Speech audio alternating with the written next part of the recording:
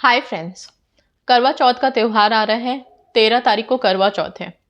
करवा चौथ ये व्रत, इस त्यौहार के बारे में सुनते ही चाहे सुहागिन स्त्रियां हों या कुंवारियां हों, सबके मन में एक अलग ही खुशी जाग जाती है। क्यों जाग जाती है? क्योंकि ये त्यौहार हमें हमारे प्यार के रिश्ते के, हमारे हस्बैंड हों या हमारे स्पेसिफिक पर्सन हो, लवर हों, जिनसे हम पूरे दिलो जान से अटैच्ड हैं, उनकी लंबी आयु के लिए हम प्रार्थना करते हैं। अपने प्यार के रिश्ते को मजबूत करने के लिए, दीर्घायु बनाने के लिए हम प्रार्थनाएं करते हैं, विनती करते हैं, व्रत रखते हैं।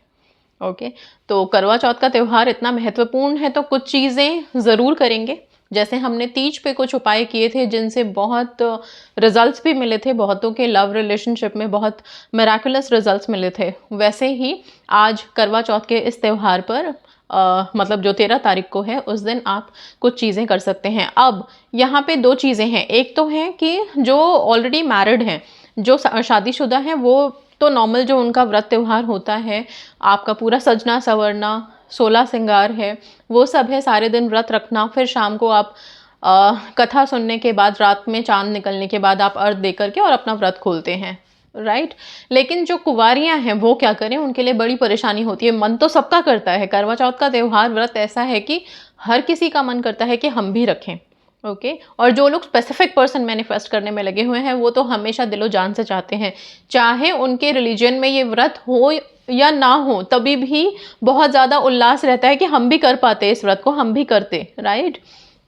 और वो मैं इतने दावे से ये बात इसलिए कह रही हूँ क्योंकि मेरे पास कमेंट्स में हमेशा आता है कि हमारे यहाँ तो करवा चौथ होता नहीं, फिर भी हम करना चाहते हैं। तो ये त्यौहार ही ऐसा है, इतना ज़्यादा इसका अट्रैक्शन उस दिन तेज़ है कि हर कोई करना चाहता है, राइट। अब इसी अट्रैक्शन पावर्स को आप लोग अपने अपने रिलेशनशिप में कैसे इसकी ब्लेसिंग्स को कैसे आप लोग लेके आओगे, वो बता रही हूँ। करवा चौथ के दिन सबसे पहले दोनों के लिए, मैरिड अनमैरिड दोनों के लिए बता रही हूँ, आप लोग मेहंदी ज़रूर लगाइएगा, ठीक है। और जब मेहंदी लगाएंगे तो ये जो हाथ है लेफ्ट हैंड में, ओके, आप अपने लेफ्ट हैंड के में बीच में एक बड़ा सा सर्कल बनाएं। ओके, जो भी डिज़ाइन आप बना रहे हो, सब बहुत भरे भरे हाथों में मेहंदी लगवाते हैं, काफ़ी सारे डिज़ाइंस लगवाते हैं, पर करवा चौथ पे एक कोशिश ज़रूर कीजिएगा कि बीच में एक छोटा सा गोला आप ज़रूर बनवाएं अपने डिज़ाइन में, और उस गोल के अंदर आपके स्पेसिफिक पर्सन का या हस्बैंड का नाम होना चाहिए, ठीक है। ये नाम जो आप उस सर्कल में लिखोगे, आप चाहो तो लिखने के बाद उस सर्कल को पूरा कवर कर सकते हो मेहंदी से।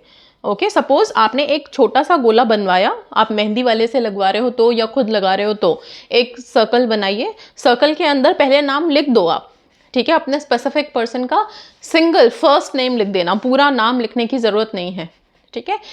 वो नाम जिससे आप पुकारते हो सिंपल रखना, ओके, जिससे आप उनको बार बार आवाज़ देते हो, उस नाम को आप यहाँ पे लिखोगे।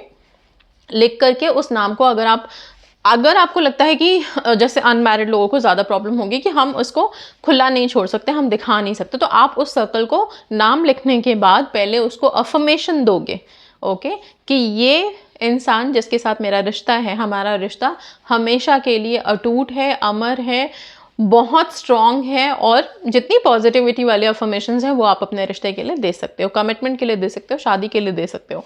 इस सर्कल के अंदर ये एक एनर्जी सर्कल है, समझ लो, ओके। एंड ये नाम जो आपने लिखा है, ये आपके प्यार का नाम है, ये ही आपका रिश्ता है, इसी से ही आपका रिश्ता है, जिसे मैनिफेस्ट करने में आप दिलो जान से लगे हुए हो, दिन रात टेक्निक्स कर रहे हो, ठीक है। तो इस नाम को देखते हुए वो इंटेंशन सेट करके, इसके बाद कितनी बार अफर्मेशन बोलना है? 11 बार बेस्ट है, ओके। और उतना बोल के फिर इसको आप पूरे सर्कल को चाहो तो कवर कर देना, मतलब मेहंदी उसके ऊपर पूरा अच्छे से आप स्प्रेड करके उसको कवर कर दो, ठीक है। ये आपकी मुट्ठी बंद होगी तो ये जो सर्कल है, एनर्जी सर्कल, आपकी मुट्ठी में रहेगा। तो आप जब तक ये मेहंदी का कलर नहीं उतरता, 4, 5, 10 दिन, जितने भी दिन लगते हैं, तब तक आप इसको हमेशा पूरे दिन में कम से कम एक बार तो ज़रूर नियम रखना कि इस मुट्ठी को बंद करके आप अपने इसी प्यार को अफर्मेशन दे सको, ओके। और यस, पॉजिटिव रहना, रिलेशनशिप ज़रूर मैनिफेस्ट होगा, बशर्ते आपका रिलेशनशिप ट्रू होना चाहिए, ओके। सो कई दफ़ा हम कहते हैं थर्ड पर्सन रिमूवल, लेकिन एक बार चेक कर लीजिए कहीं थर्ड पर्सन आप ही तो नहीं है। तो इस चीज़ का ध्यान रखिएगा।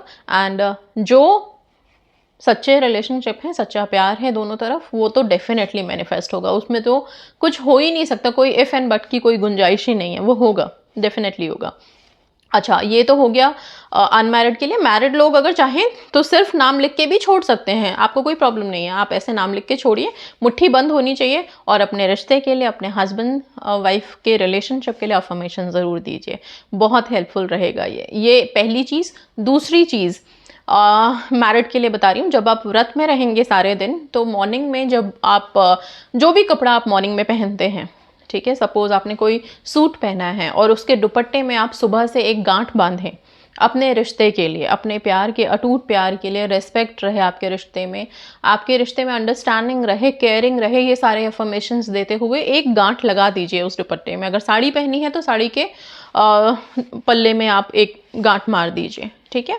ये अफर्मेशन का जो गांठ होता है ये बहुत हेल्पफुल रहता है। अब ये तो हो गया तब का गांठ। और जब आप शाम को तैयार हो रहे हैं प्रॉपर कथा सुनने के टाइम पे, पूजा अर्चना के टाइम पे जब आप रेडी हो रहे हो, तो उस टाइम पे जो भी लिबास आप पहनेंगे, चाहे वो आपका लहंगा हो, आप कोई भी जो भी अटायर आपने, जो भी एथनिक वेयर आपने पहना है, उसमें आप कथा सुनते वक्त एक गांठ ज़रूर लगाएंगे, अगेन सेम अपनी विशेस के लिए, ठीक है। ये जो गांठ हम बांधते हैं, इस गांठ में एक तरह की ऐसी हम इंटेंशन बांध देते हैं, ऐसी शक्ति बांध देते हैं जो हमेशा रह जाती है। ओके, मैं जो करती हूँ, अगर मैं अपना पर्सनल एक्सपीरियंस बताऊँ, तो हमारी जो शादी की चुन्नी होती है उसको ओढ़ के ही हम कथा सुनते हैं, और मेरा हर साल का नियम है कि उसके पल्ले में मैं एक गांठ लगा देती हूँ। और फिर जब अगला साल आता है, जैसे नेक्स्ट, अब पिछले साल का जो गांठ लगा हुआ था वो इस साल कथा सुनने से पहले, मतलब जब हम तैयार होते हैं उस टाइम पे वो गांठ मैं खोल देती हूँ, और फिर वापस से जब हम कथा सुनने बैठते हैं तो वापस एक गांठ लगा देती हूँ, ठीक है। तो ये सारे साल का एक प्रोटेक्शन आप समझ लो, एक रिश्ते को मजबूत रखने की चीज़ समझ लो। जिस भी तरह से पॉजिटिवली आपको लेना है आप इसको लीजिए, और ये गांठ आप ज़रूर लगाइए अपने अपने रिश्तों के लिए, बहुत हेल्पफुल रहेगा। ये तो मैरिड के लिए था। अब अनमैरिड लोग क्या करेंगे? अनमैरिड अगर आप अपने दुपट्टे में लगाना चाहते हैं आप लगा सकते हैं, नहीं तो आप एक लाल रंग का जो मौली होती है, डेफिनेटली, ठीक है, मौली ले लीजिए, कच्चा धागा, कलेवा जिसे बोलते हैं, उसको लेकर के उसमें अपने प्यार के लिए, अपने नाम से, अपने पर्सन के नाम से गांठ लगाइए। सिर्फ एक गांठ बहुत है, ठीक है। अपने रिश्ते के स्ट्रेंथ के लिए, अपनी शादी के लिए, जिस भी तरह से अफर्म करना है, खुद के लिए, अपने आप के लिए अफर्म करके कि वो मुझे बहुत प्यार करते हैं, मुझे बहुत रिस्पेक्ट देते हैं, हमारा रिश्ता बहुत स्ट्रांग है, हम एक दूसरे के लिए बने हैं हमेशा हमेशा के लिए, हमारा रिलेशनशिप अटूट है, राइट। इस तरह से जितनी भी स्ट्रॉन्ग अफर्मेशंस हैं वो देते हुए आप उसमें एक गांठ लगाएं। इस धागे को संभाल के अपने पास रखें, कहीं पे भी रखें, आप अपने पर्स में रख लें, अपने अलमारी में रख लें, जहाँ पे भी सेफ से आप रख सकते हैं रखिए। ओके, कोशिश यही रहेगी कि अगले साल आप यही गांठ अपने दुपट्टे में बांधें, शादी के दुपट्टे में बांधें, ठीक है। तो ये इस तरह से अफर्म हो कि आप लोगों की शादियाँ अलाइन हो, शादी हो, एंड वही आप लोगों की जो स्पेसिफिक पर्सन मैनिफेस्ट करने में लगे हुए हैं उनकी मेन डेस्टिनी तो वही है, राइट। एंड वो होना भी ज़रूरी है, एंड यस, ताकि अगले साल आप लोग भी पूरे अच्छे से, ज़ोर शोर से और सारे रिचुअल्स के साथ आप करवा चौथ मना पाएँ। ये था सेकंड। थर्ड है कि जो कुंवारी होती हैं उन लोगों को, बहुत से लोग व्रत रखते हैं, कुंवारियाँ भी रखती हैं, अनमैरिड भी रखती हैं, लेकिन वो तारा को देख करके, जब तारे निकल जाते हैं तो तारों को अर्घ दे के और फिर खाना खा लेते हैं, ठीक है।